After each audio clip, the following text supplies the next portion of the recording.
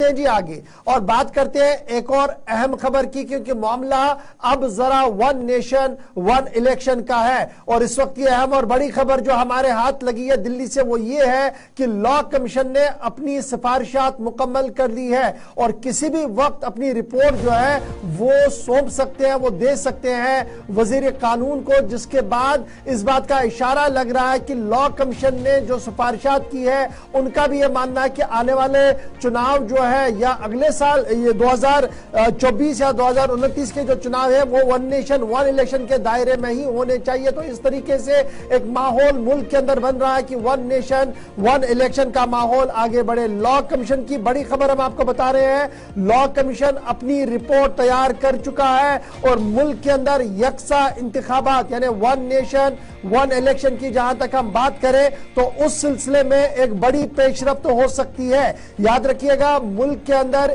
जहां एक तरफ से लॉ कमीशन ने अपनी सिफारिशात मुकम्मल की है और इब्तिदाई खबरों के मुताबिक 2024 या 2029 के इंतखाबात को यकसा कराने की सिफारिशात उन्होंने तहरीर की है। वहीं पर साबिक सदर रामनाथ कोविंद की सरबराही में भी इजलास जो है वो गुज़श्ता दिन हुआ था और उस इजलास के अंदर भी लॉ कमीशन को भी दावतनामा दिया गया, मुख्तलिफ सियासी जमातों को दावतनामा दिया गया और वन नेशन वन इलेक्शन के हवाले से उनकी आरा को जानने की कोशिश की गई। तो जहां पर वो भी चल रहा है, कमीशन की रिपोर्ट भी बहुत जल्द आएगी। वहीं पर लॉ कमीशन जो इंतहाई अहम कमीशन है उन्होंने अपनी बात सामने रखते हुए यह साफ कर दिया है कि आने वाले दिनों में अब इस पूरे मामले पर एक बड़ी पेशरफ्त होगी और 2024 या 2029 उनकी तहरीर में आ चुका है। याद रखिएगा 22वां लॉ कमीशन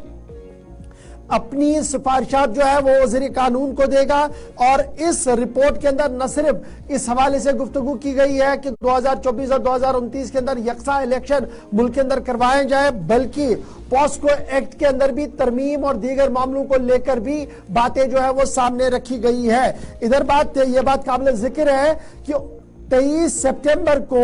रामनाथ कोविंद की सरबराही वाली कमेटी ने पहला इजलास बुलाया था, जिस इजलास के अंदर मरकजी वजीर दाखिला अमित शाह साहब मौजूद थे, अर्जुन मेघवाल जो मरकजी वजीर है वो मौजूद थे, साबिक राज्यसभा के लीडर हिज़्ब इख्तिलाफ के जो रह चुके हैं गुलाम नबी आजाद वो वहां पर मौजूद रह चुके थे और 15वीं फाइनेंस कमीशन के जो चेयरमैन एनके सिंह साहब थे वो रह चुके थे, former secretary general Lok Sabha Subhash C Kashyap वहां पर मौजूद थे, former chief vigilance commissioner Sanjay Kotharia ने भी इस कमीशन की मीटिंग में हिस्सा लिया था। ताहम हिज़्ब इख्तिलाफ के लीडर जो है उन्होंने माजरत जाहिर की थी और उन्होंने कहा था कि वो इस मीटिंग का हिस्सा नहीं बनेंगे क्योंकि सरकार ने पहले ही फैसला लिया है और मीटिंग सिर्फ आई वॉश है। ताहम इन मीटिंग्स के बीच याद रखिएगा कि 22वां लॉ कमीशन जो है उन्होंने अपनी सिफारिशात लगभग मुकम्मल कर दी है। हमारे जराया जो दिल्ली के अंदर है उन्होंने इस बात की तस्दीक की है कि इस लॉ कमीशन की सिफारिश में सबकी नजर जो है वो यकसा